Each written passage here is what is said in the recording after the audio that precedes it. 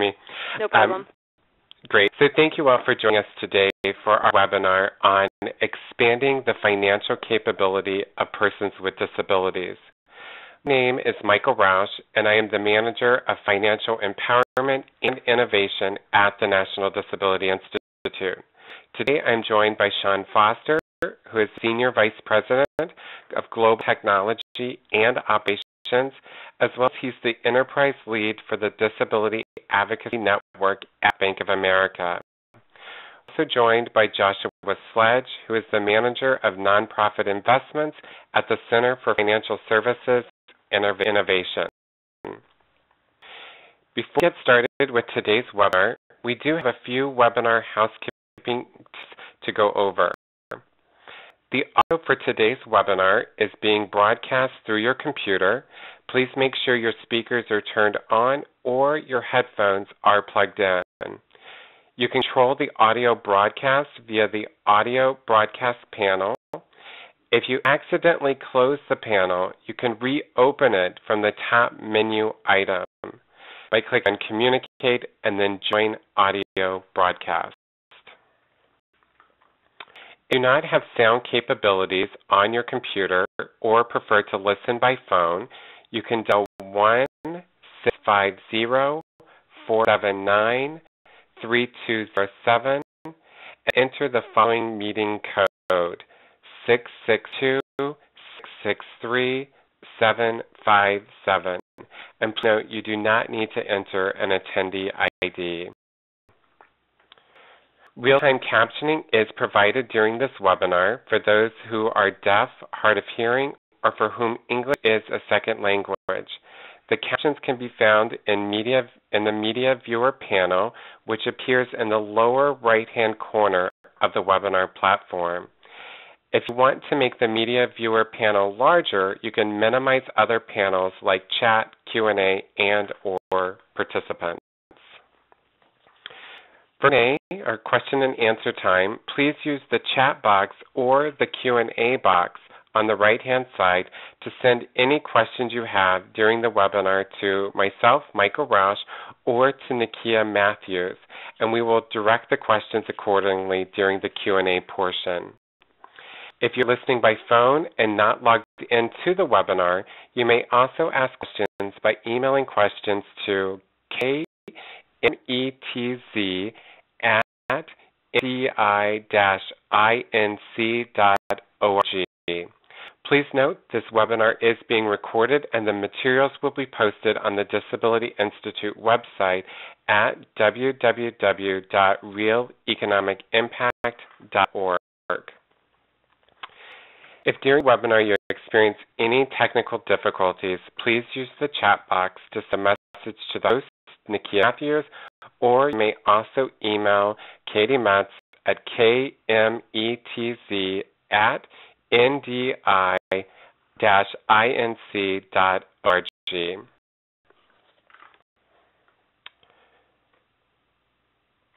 Great.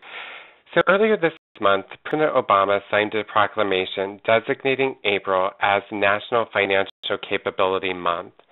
In a proclamation, he calls upon all Americans to observe this month with programs and activities to improve their understanding of financial principles and practices. Today, our guest will help us understand the definition of financial capability.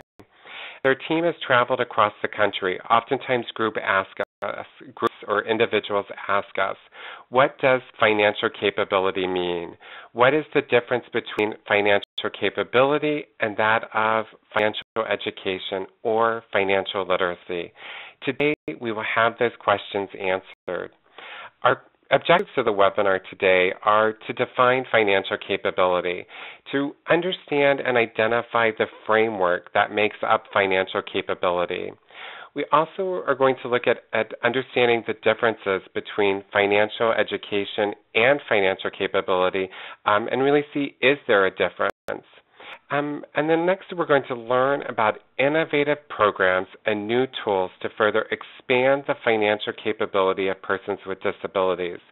The programs that we will hear from our presenters today may not be disability-specific tools, but they open the door to innovation and inclusion for persons with disabilities.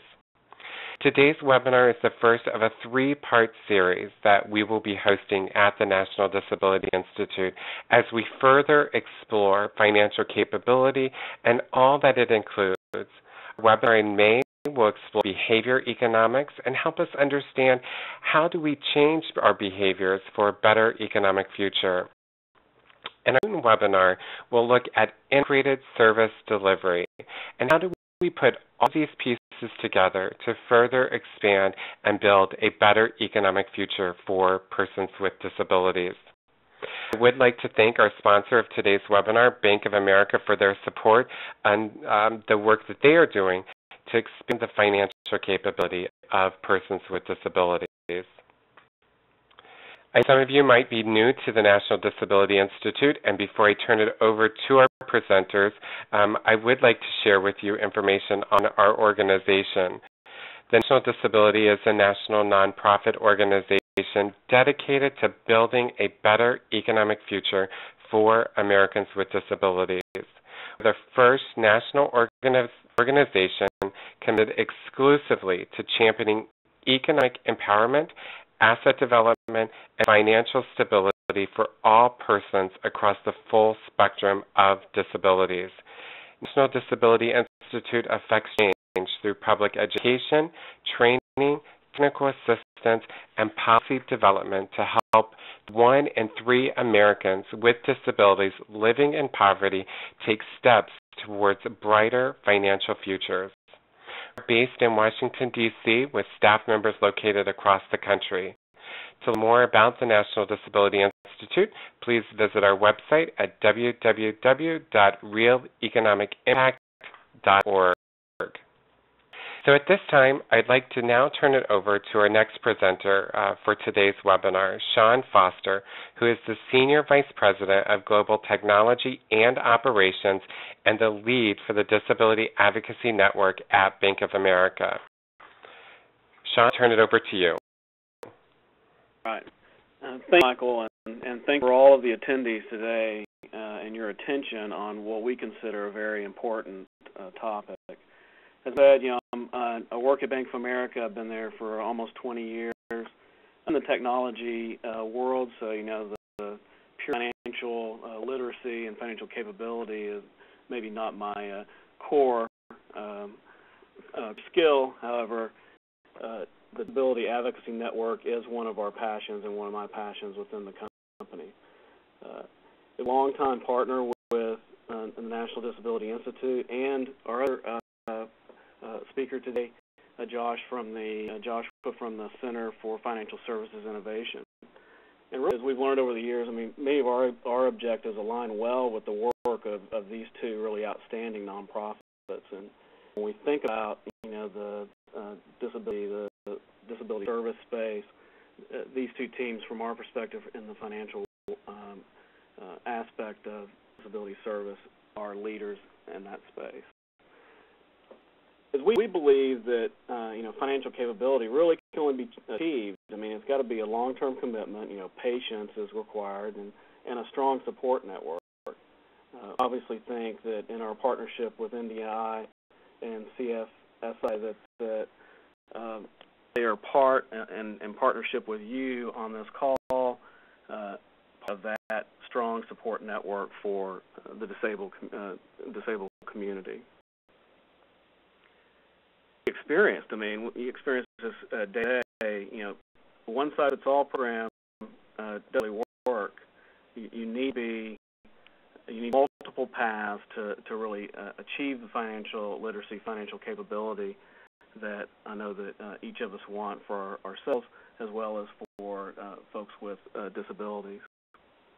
Personal and individual and highly self-paced in many cases.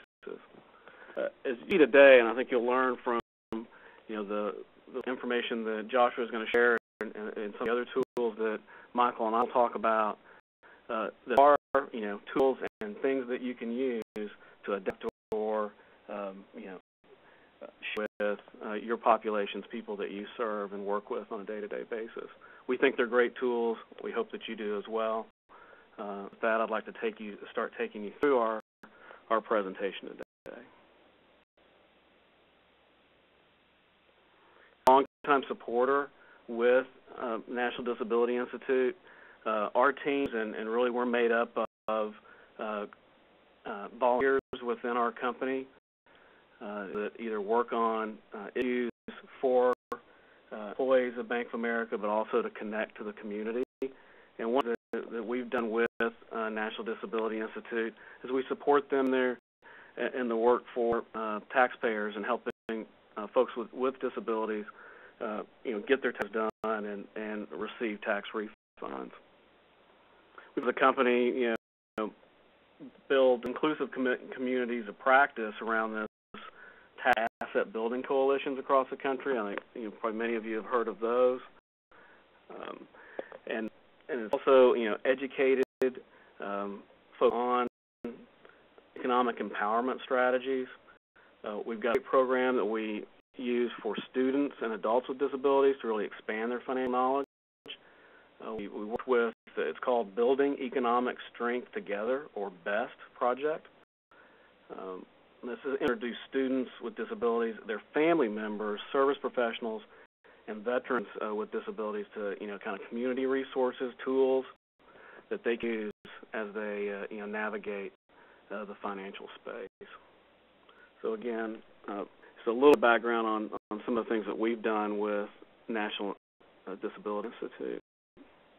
Take the next slide. Company, it's a network of people that have an interest in disability-related issues. Our team that's really geographically spread across our entire enterprise or our company, focus really on anybody that's impacted by disability. And we define that as someone, and I'll take you to the next slide, sorry, give you a little more perspective. We define disability as, our focus, as impacted by disability. You think about where our team has come internally in the company and how we've tried to advocate for people with disabilities. We started out 7 years ago as a small team of people with disabilities that were focused on traditional workplace disability issues, whether it's access to buildings or technology or, those type of barrier removal things. What's interesting is, and now that, our current CEO, when he first came into our company through a merger, he wanted to be our executive sponsor. One of the things he challenged us on is he said, you really need to expand the way you think about serving this community. And so we came back and we started thinking about it. He said, you're right. So we changed one word in our mission. We changed it from being serving people with disabilities, serving people impacted by disabilities. That opened up a whole new world for us on things that we address and we could connect with. In fact, it expanded our membership significantly within the company merely by starting to focus on the impacted by. And to give you a perspective, we think of it as, if you think of the Department of Labor statistics on people that have a disability, millions within the continental United States that have a disability. Well, if they have a person that they depend on or depends on them, well, that's impacted, right? And we see all the time within our company, we see employees that are parents of children with disabilities, and they have, that they're struggling with issues with their community, their schools, or specifically independence. How do we take our child with a disability and transition them to be an independent adult? We may have employees that have, caregivers for parents or with, adults, other adults with disabilities within their homes. So it really opened up a great space for us and areas to work in ways that we could connect not only our employees together and be a support network from that perspective, but also to support the community. And out of that became our partnership with the Disability Institute. But we're excited today to be part of this. I think the information you're going to get from Joshua and Michael and myself, as we go through this presentation, will give some tools to take back to your communities. That information as we go through the slides on how to connect with us online after this call. We hope that you do, because we want to continue to build that partnership. As we start thinking about our next section with Joshua from the Center for Financial Services and Innovation, they're a partner of ours. And I'm really pleased to introduce Joshua Sledge, who's the manager for the nonprofit investments at the Center for Financial Services and Innovation. CFI is really the nation's leading authority on financial services for underbanked consumers. CFSI believes that addressing the needs of underbanked consumers as a market will deliver broad and long-term change throughout the financial services landscape, really by creating a mutual benefit for both the underbanked and the companies that are serving them. We've spent a great deal of time in defining and exploring the idea of financial capability. To help us understand the meaning of financial capability today, the elements of effectiveness surrounding the financial capability. With that, I'm going to turn it over to you. And again, thank you for coming. John, I appreciate the introduction and the remarks and great work that you all are doing over at Bank of America. During today's call, I want to talk a little bit about, as Michael mentioned earlier, what it is that we really mean when we talk about financial capability. Kind of give it some definition and talk about how it's maybe a little different from financial literacy and education efforts. Highlight some strategies for building programs with the high potential for helping clients to build financial capability. And then I'll highlight a few examples of some innovative programs from our Financial Capability Innovation Fund. And it sounds like after that we will open things up for questions.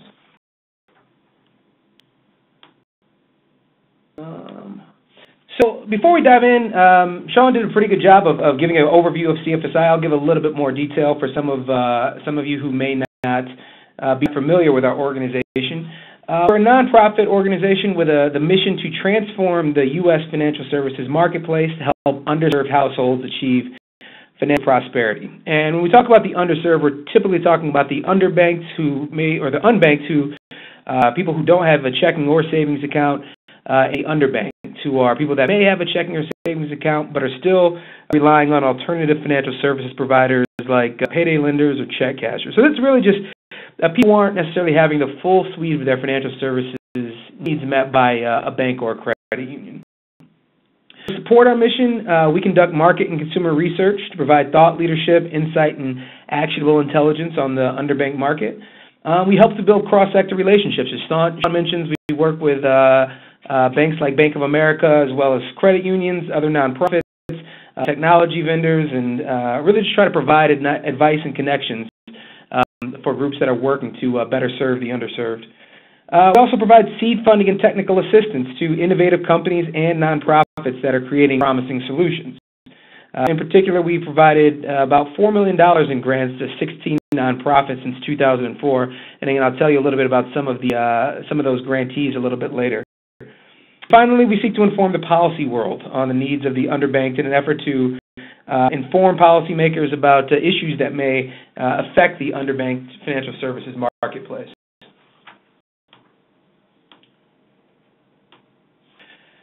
So I'd like to begin the conversation about financial capability by framing the problem that we're trying to solve.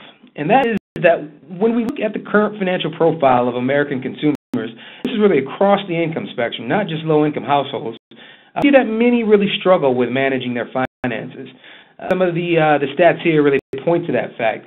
Half of households have reported difficulty covering monthly expenses. We equate that to budgeting and being able to kind of manage resources effectively. Over half don't use a budget to guide spending. About 40% of Americans have no non-retirement savings. So in the case of an emergency, no cushion to draw upon to get through. About two-thirds don't comparison shop when obtaining a credit card, and about half don't comparison shop when obtaining an auto loan. As you can see here, about 40% of people give themselves a grade of C, D, and F in rating their own financial knowledge. Overall, we're missing the mark on managing our financial lives, and this can really have some serious implications, particularly for low and moderate income households, where exercising these types of sound financial management can really be critical to gaining stability and weathering any unexpected financial shocks. With that backdrop, that we really need to think more about what we can do to help people improve their financial behavior. So we focus on behavior. That's really the foundation of the financial capability framework. So CFSI defines financial capability as a set of consumer behaviors that lead to tangible improvements in consumers' financial health, such as higher savings or an improved credit score. So there's multiple definitions, but these 5 behaviors that we have listed here are some that we've seen commonly across definitions. Being able to cover monthly expenses with income, getting back to the idea of budgeting, tracking spending, having a really accurate picture of where your money is going. Plan ahead and saving for the future. It speaks to that 40% of people that don't have any non-retirement savings at hand. Effective selection and use of financial products. You see, this is really being able to identify what products are going to work best for you and then learn how to use them in a way that's going to avoid any unnecessary fees and really work to the client's benefit. And finally, exercising that financial knowledge that may have been gained. So being financially capable means adopting these behaviors in ways that lead consumers to greater financial stability. So relative to the traditional financial education field, this really represents a shift in our focus. When we think about financial literacy and education, the emphasis is often on what people know. Are they aware of what they should be doing? Are they aware of key concepts? Do they know where they can find products? Do they know what products are available? Think of the problem from a financial capability standpoint. The focus shifts to what you do. Are you saving? Are you budgeting? Are you able to effectively manage your resources, effectively able to manage the products that you have on hand? This shift to financial capability, it's really not about replacing financial education, but instead it's about expanding it. This is important, obviously. We can find ways to reach beyond the classroom to help people turn knowledge into action and make better decisions in their day-to-day lives. Help to really translate that knowledge into something tangible. So seeing this shift toward the larger financial capability framework and its focus on behavior, happening more and more across the field. We've seen a wave of nonprofits and think tanks who are really starting to put more emphasis on behavior change than just knowledge gains in order to figure out how we can have a bigger impact. Likewise, the CFPB, the Consumer Financial Protection Bureau's Office of Financial Education, has been shifting toward the financial capability framework, its research and work. In fact, they recently released a request for information specifically looking to learn more about the availability of programs that are effectively building the financial capability of Americans with disabilities. CFSI, seeing this shift happen, we really wanted to look at it more and explore how the framework of financial capability could be applied to help create resources and tools that were effective in helping consumers take that step, turn knowledge into behavior.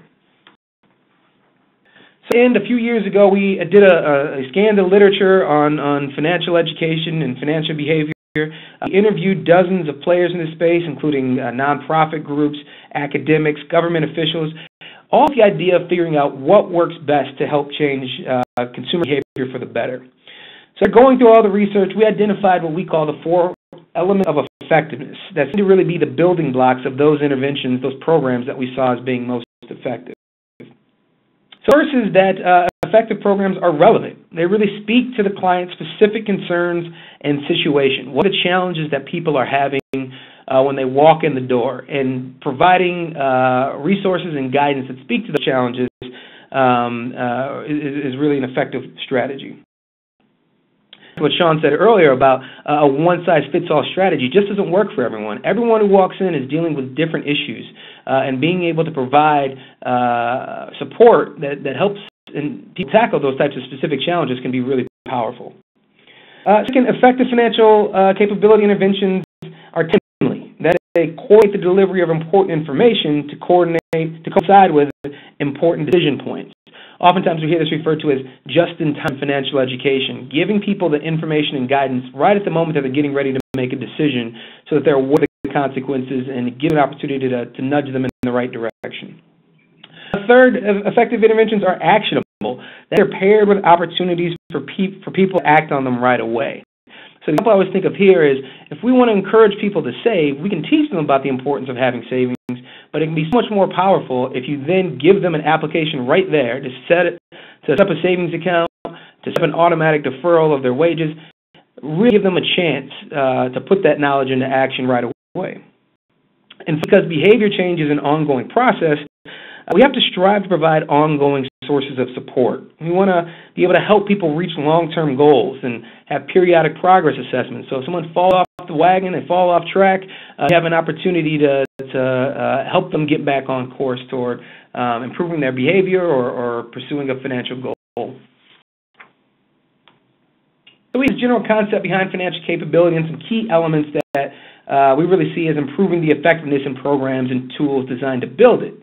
So I want to talk about some core strategies that can be used to take foundation and really create programs that are helpful in helping consumers to improve their financial behavior.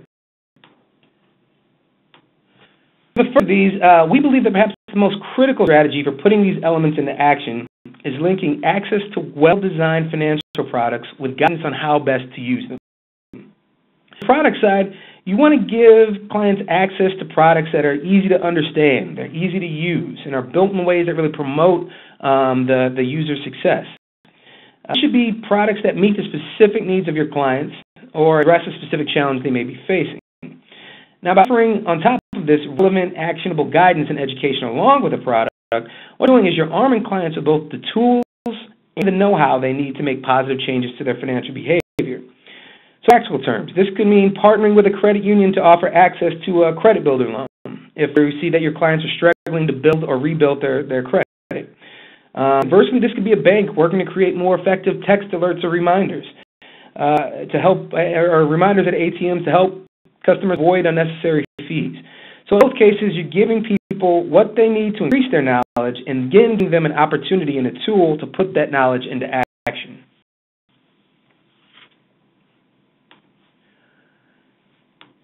One second.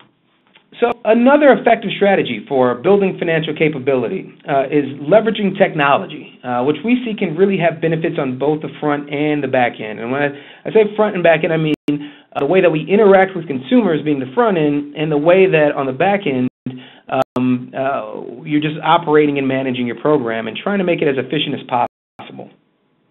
So on the front end, the consumer-facing side, we're seeing a lot of organizations that are using mobile tools or online channels that offer opportunities to reach clients more frequently or timely moments to provide them with information that can help them make good decisions in their everyday lives. And access to technology, smartphones, internet access, with it constantly increasing among the low and moderate income households, types of mobile and online interventions are becoming more and more viable for a wider range of populations. On the other hand, leveraging technology can help an organization be more efficient with data collection, client servicing, and organizing operations. This can really be an important element to scalability, to being able to grow a program to meet and serve as many clients as possible, by making it more efficient for providers to reach those clients. So for nonprofits with limited resources, it can really make a big difference in how many clients they're able to serve and how well they're able to serve them. A lot of success among organizations that incorporate elements of behavioral design to help people make better decisions. And these groups are turning to findings from the behavioral economics field, which shows us that people in general often make seemingly irrational choices all the time. Michael mentioned that it sounds like the next webinar is going to touch on this a little bit, but overall, it really boils down to the fact that our behavior is influenced by more than just our knowledge. We often do things that we know we shouldn't do. Certain biases and tendencies that guide our everyday decision making. We have trouble delaying gratification. We tend to accept the status quo. We like to stick to the way things are, even if it isn't to our benefit. We overestimate the likelihood of good events and underestimate the likelihood of bad events. And this is all just by virtue of being human. So knowing these things about ourselves, we can work to counteract these biases that lead us toward bad financial behavior, or we can use these biases to our advantage by using them to help people make better financial decisions. So a few examples of these types of strategies are listed here. So pre-commitments, committing today to save money in the future. We see this oftentimes employed in relation with tax returns. If you ask someone, do they want to save some of their money at the moment they're getting a tax refund, they're less likely to do it. They've already spent the money in their head. But if you can get them to pre-commit early, several months earlier, to putting some of that money away, they're more likely to do it. Commitments. This is making peers aware of a goal and your progress in toward reaching it. It creates a sense of accountability. If you tell someone you're going to do something, you want to be able to come back to them and tell them that you actually did it. And on the other hand, it creates a support system, a network, so that even if you don't make it, you have people that are there to reach out and provide advice or support. Automation, committing now to have a beneficial action recur in the future. It just stops a person from having to make a decision over and over again, and it turns something like an automatic savings contribution just into the status quo. So all of our research that we conducted identifying these key strategies, we were inspired, and we wanted to find ways to support the development of effective solutions that help consumers to build financial capability. Now, this led to the launch of the Financial Capability Innovation Fund in 2010.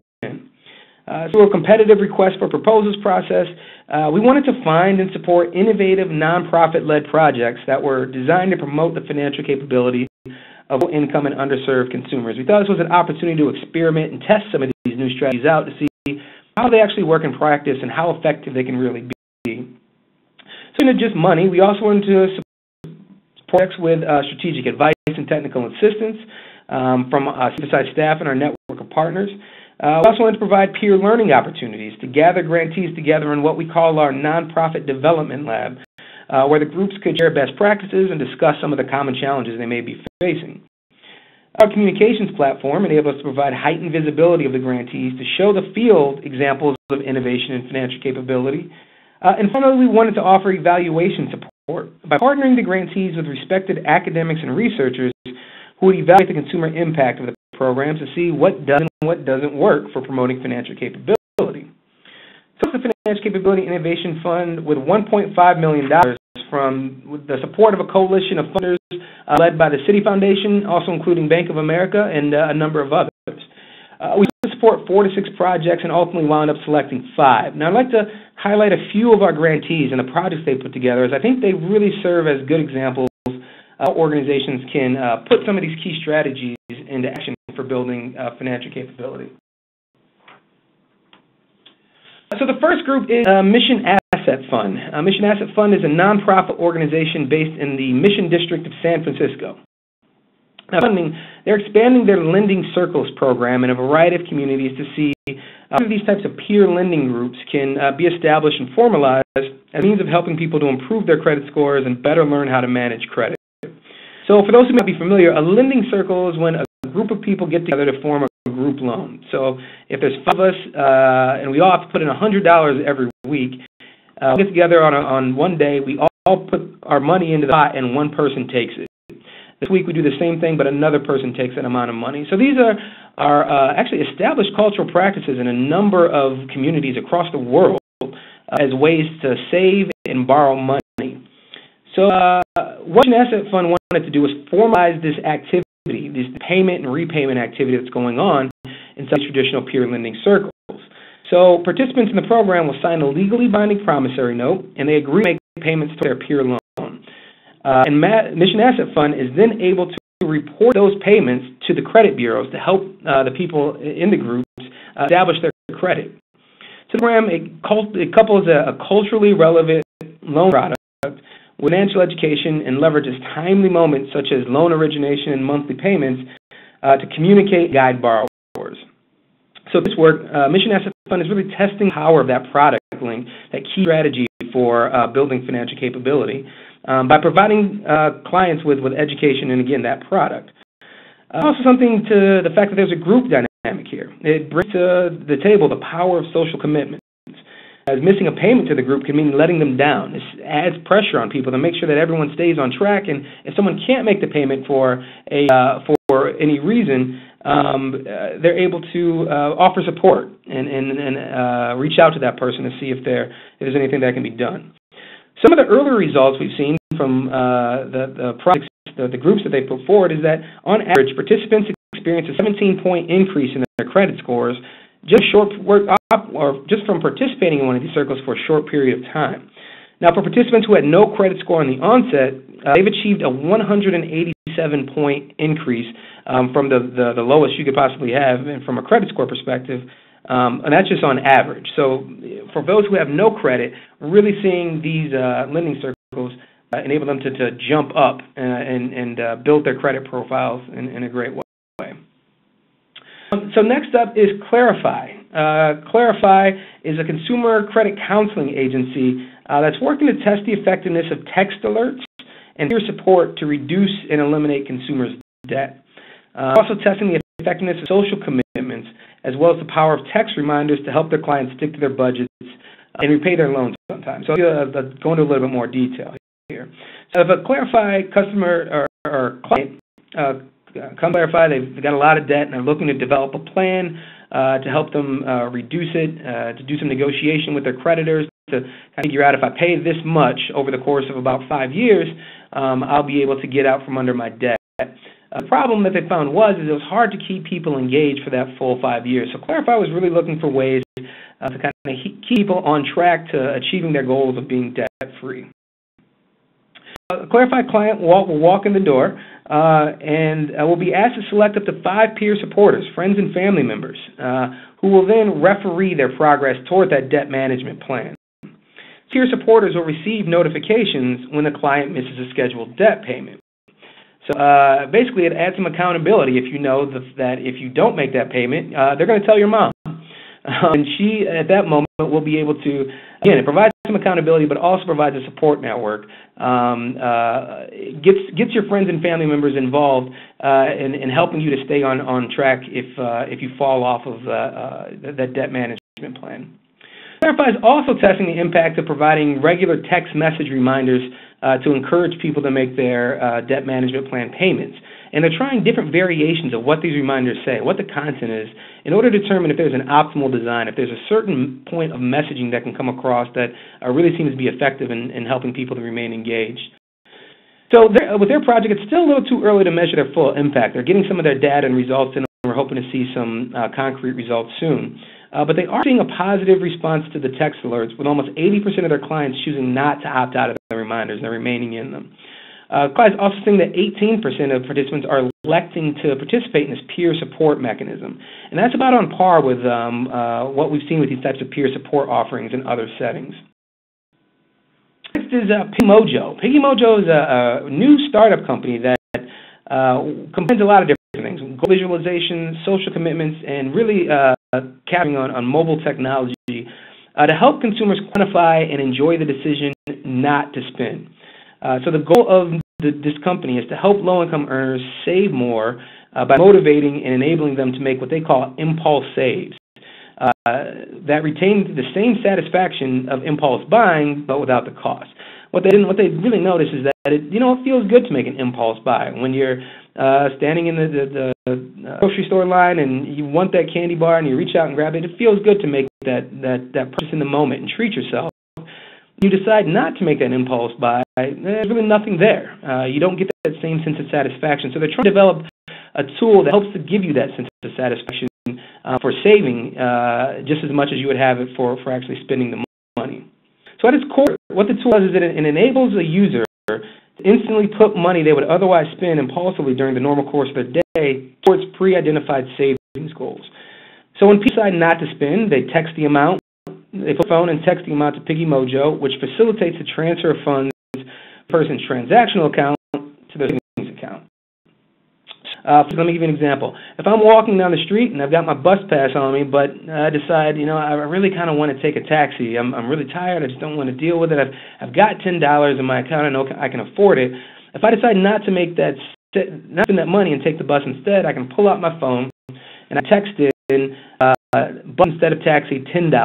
Hit enter, and Piggy Mojo will take $10 out of my checking account and put it in my savings account, and towards a savings goal I may have had, such as vacation or just building an emergency savings. You can also partner with friends and family members to share savings goals and support each other to reach them. So, for example, in that early example, if my wife and I were saving together, when I pulled my phone and texted in that $10 and the money was transferred, Joe would then send a text to my wife saying, "Josh saved $10. What are you doing today to save money towards the goal you established together?" So it creates this social fun platform for savings and reaching savings goals together. Still too early in the data about the overall trial, but we've seen in some of their previous pilots some really interesting and positive results. We've seen average impulse saves of $14, and that impulse save about 2.4 impulse saves on average a week. So looking at $50, $60. I mean, it's a significant amount of money for people to save, and we're hoping to learn more. Piggy Mojo actually worked with Irvin Magic Johnson, the NBA Hall of Famer, and One West Bank to create the Magic Card. It's a reloadable prepaid MasterCard with a linked savings account. And so card holders can sign up, who have the card, can sign up for the Piggy Mojo tool right in the platform for the card, and then be able to begin using it right away. So I'll just briefly give a brief overview of the two remaining grantees.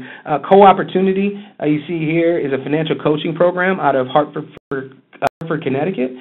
They've built an online platform to help volunteer coaches engage with clients, more clients, and to do so more deeply. So instead of having to meet in person one-on-one, which can take a lot of time, can you use this online platform to facilitate more interactions with more people and really get more out of each of the volunteer coaches. And the last grantee, they're not on the slide here, but at Filene Research Institute, they're a Think and Do Tank based out of Wisconsin. And they worked with a number of credit unions across the country to set up a system where they provide interest rate reductions as an incentive for subprime auto loan borrowers to make timely repayments. So I told borrowers, if you make your payments on time for 3 months, we'll lower your interest rate. The idea being that it provides incentive for those borrowers to make those on-time repayments, and doing that they can build their credit, and next time may not have to turn to subprime sources of credit. Presentation, I'll let you know where you can find some more information about all of the grantees. But to wrap up, I'd like to just quick touch on a few of the key learnings we've taken from our grantees' experience to date.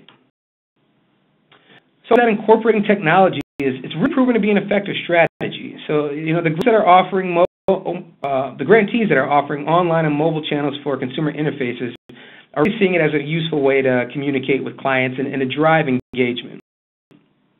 At the same time, we're seeing that relationships still matter, and they typically can't be built oftentimes without that high-touch, in-person interaction.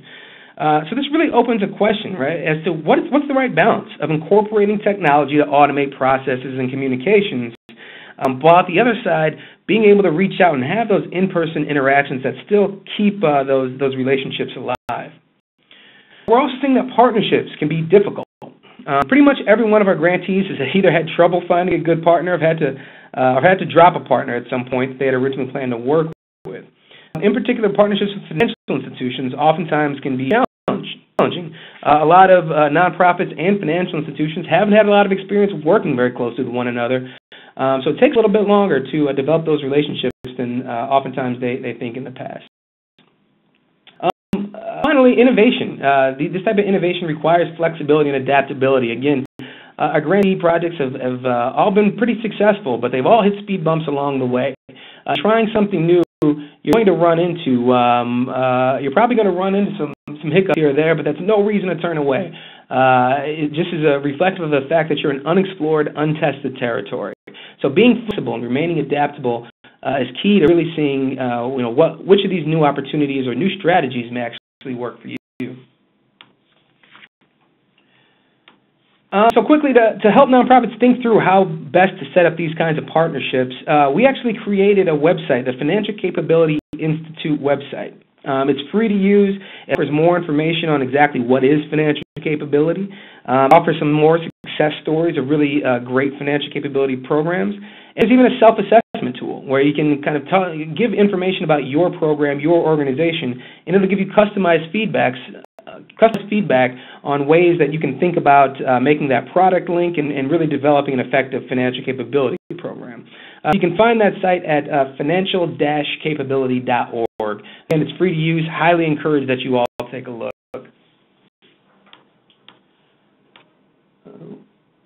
And additionally, if you're looking for more examples of innovation and an opportunity to meet and learn from other nonprofits and for-profits who are creating some of these financial capability programs, I highly encourage you to attend our upcoming conference, the 8th Annual Underbanked Financial Services Forum. The conference really brings together a diverse group of stakeholders, all people who are working to develop solutions for the underserved, and it's a really dynamic discussion on how the field can move forward, a great way to connect with some others in the industry that may do some similar types of work. So this year's forum will be held in Miami from June 5th through 7th, and registration is currently open. Just go to the link on the page here, or you can go to our website if you are interested. And our website information and some additional resources are listed here. So with that, I'll turn it back over to Michael, I'm assuming for Q&A.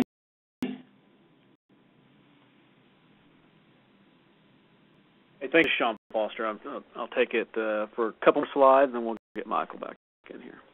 Thanks. Thank you.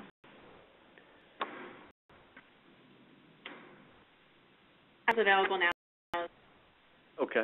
I'll touch on, I think we've got about 3 slides, and then we'll Michael in. In the interest of time, I just want to cover a couple of quick points here relative to the advocacy network at Bank of America. One is I said that we participated with NDI, over the last few years to help with tax returns, and that's been very rewarding for our members. We're expanding the relationship this year to go in areas of financial education training and disability awareness training. We're excited about it. We're all nervous about it, but we're excited. Our members are excited to participate. Education training, we're using kind of the standard FDIC's Money Smart curriculum with that, and of course in partnership with NDI to do it. It's a great opportunity for our members to connect to the community, but it's also a great opportunity for the other nonprofits that don't have a relationship with us to connect back with our members and ultimately with Bank of America. On the disability awareness training track, we'll use NDI's disability awareness training materials to do that as well. So again, great opportunities to bring some of our folks in to train or participate and maybe build on a relationship from there. Michael's included in here the next steps around for the volunteer connection. If he is interested in that, just send an email to Andrew Joseph, as you see here on the slide, and make an introduction to one of our local volunteers or leads within your area. So excited about that. We're really excited for not only our employees to be able to expand, their connecting to the community, but also to connect with you and hopefully build a deeper relationship. What I'd like to announce, I know you may have seen this already today, but Bank has announced a partnership with the Khan Academy, again, around this kind of building financial capability and financial education. And we've just launched a new website called BetterMoneyHabits.com. Pretty easy to say. I think it's a great domain name. But it's interactive in the sense that you get videos and learning at your own pace, and it's very visual. Word about it. We hope you go check it out. You can also go to the Bank of America website, and we've got a link over to it on our homepage there as well. So we're really looking forward to continuing down the path with that. I don't know if Michael is back. Michael, are you available? Can you hear me? I can. Okay. Hello, everyone. I had a power outage at my office, and so I'm calling back in on my cell phone, and I cannot see the slides. So if, Jamie, you could advance the slides for me, I would appreciate that. Thanks to Sean and to Josh for sharing information with us on financial capability and some of these other tools. One of the things that I'd like to share with you are just a few other tools that are remaining minutes here, and then we're going to do some questions, take some questions and answers. So, Jamie, if you could go to the slide that says accessibility checklist, and then we'll start from there.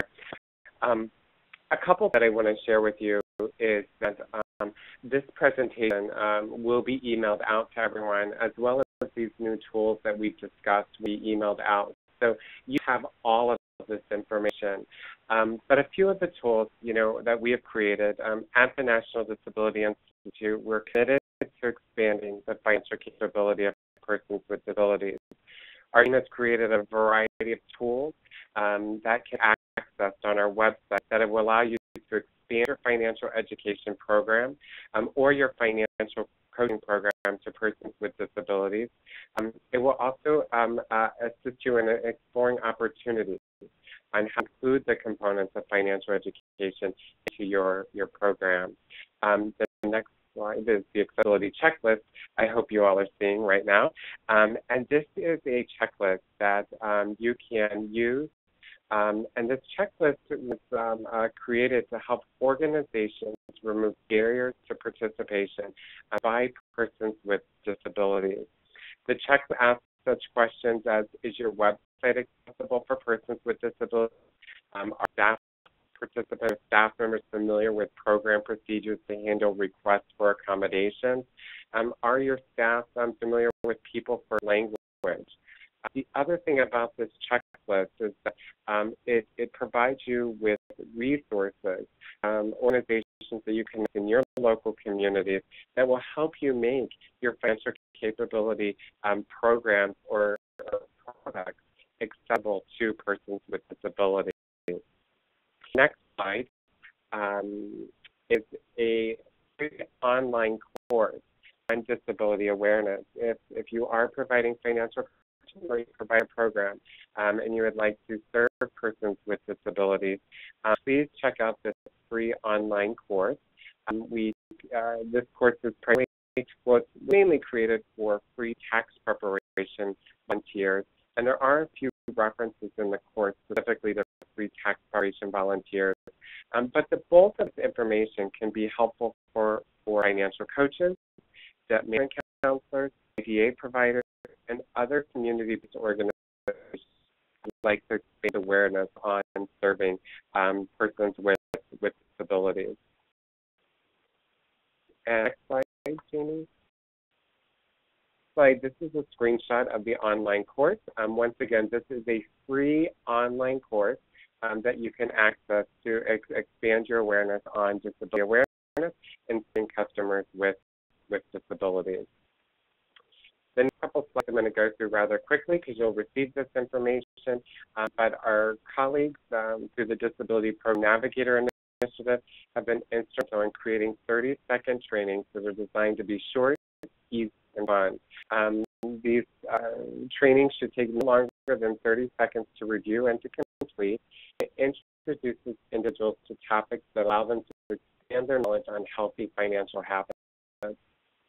The next slide, it gives you the link to be able to access these online 30-second trainings, as well as there's a screenshot on there as well. Next slide.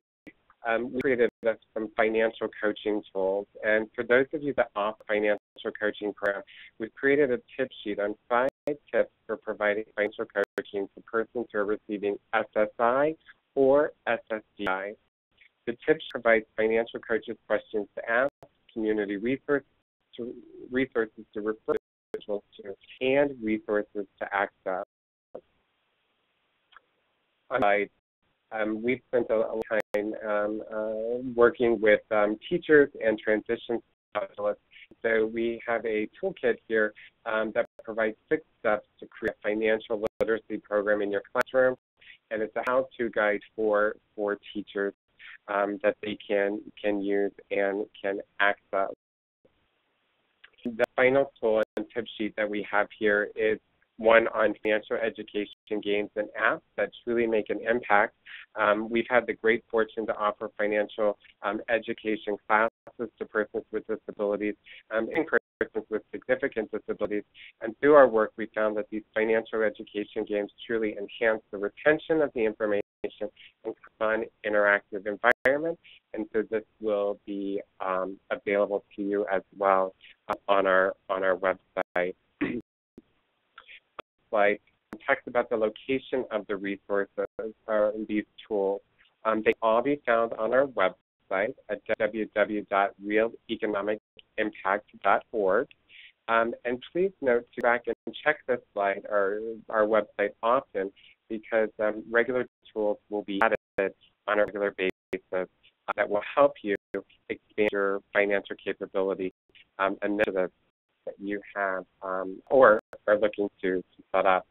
And here's also a link to join our listserv where these tools will be available, and you can also ask your colleagues and partners various questions across the country as you look to further expand your programs to serve persons with disabilities. So I went through that rather quickly. Now we'd like to turn it over for just a couple minutes on questions, for questions. I know we're going a little bit over time, but for those of you that can stay with us, we'll stay on a few more minutes and be able to answer questions. Since I can't see the questions, Jeannie, I will turn it over to either you, Katie, to be able to, or Sean, to be able to send the questions out. Okay, thanks, Michael. I do have a few questions here. So Sean, Joshua, or Michael, please chime in. I hear that Beth says, I love the Piggy Mojo. How can we get more information on how to apply?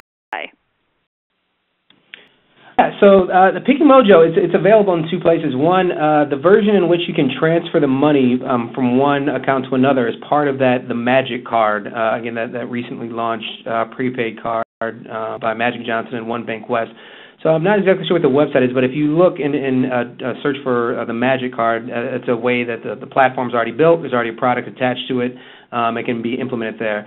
If you also go to the website, piggymojo.com, you can sign up without an account. There's a version in which when you text in those saves, they just record them for you, and then at the end of the week encourage you to put that money into a savings account. So it's not able to move money, but it is a way if you didn't want to use the card that it's attached to, but still wanted to use the functionality, still a way to use that, and that's just piggymojo.com. And so there's those two different versions out there that you'd be able to find.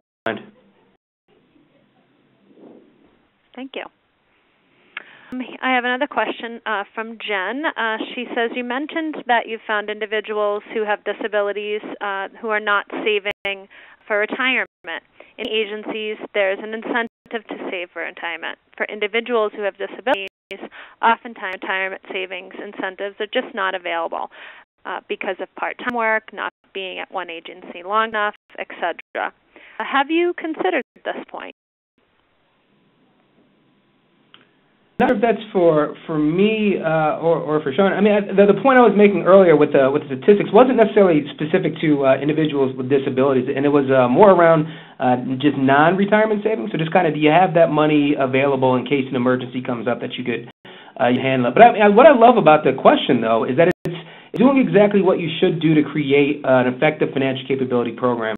It's identifying a challenge that's specific to the population you're serving. In this instance, that retirement savings tools and incentives may not be available. So that, I think, that's the starting point, I think, of a good financial capability program. I don't have the answer, but the question then is, how can we solve that pain point? How can you develop a program? How can you build a tool and a support system to help people to overcome that specific financial challenge? So, yeah, I don't have the answer on that one, but I love the question because I think it's doing exactly what organizations should be doing it to create good sustainability programs. Mm-hmm. Do you have any other comments on the question? This is Michael. You think one of the pieces too, when we look at retirement and we look at individuals who are receiving a public benefit, we also look at the resource limits that are attached to those means-tested benefits. And so at times, looking at retirement, may be something that an individual may not be looking at or saving for retirement due to the resource limits that are attached to a public benefit that they are receiving. That really is a great question, and we have some additional tools that we could send. So if the person who asked that question, because I can't see it online, if you could email Jamie or Katie, we can send you some additional resources. Good. And I have another question here. Can you recommend a national debt management service that can help with credit and debt repayment? Refer to you as the National Foundation for Credit Counseling. What they are is almost kind of an umbrella organization for credit counselors across the country. So I would say check them out at nfcc.org, or I'm not exactly sure. I think that's what their website is. If not, just search for National Foundation for Credit Counseling, and I believe there you'd be able to identify credit counseling organizations that are in your area. Great. Put that in the chat box and send it out. And I think that's all in the chat box that I have. All right. Well, thank you, Jamie, for facilitating this question. Once again, I would like to thank everybody for participating today. Thank you to Bank of America and Bank of America's Disability Advocacy Network, and to Sean Foster of Bank of America, as well as Josh Sledge with CFSI for sharing information on expanding financial capability of persons with disabilities. I would also like to thank my colleagues at NDI, Jean Robinson and Katie Metz, for their assistance today, particularly with this technology glitch here in electricity. We'd like to recognize Elizabeth Jennings and Miranda Kennedy for their support in the development of the tools highlighted today. If you have any additional questions after the webinar, you can contact me at mroush@ndi-inc.org or 727-278-1352. Our next webinar will be Understanding Behavioral Economics on May 10th at 3 p.m. Eastern Time. Thank you for participating.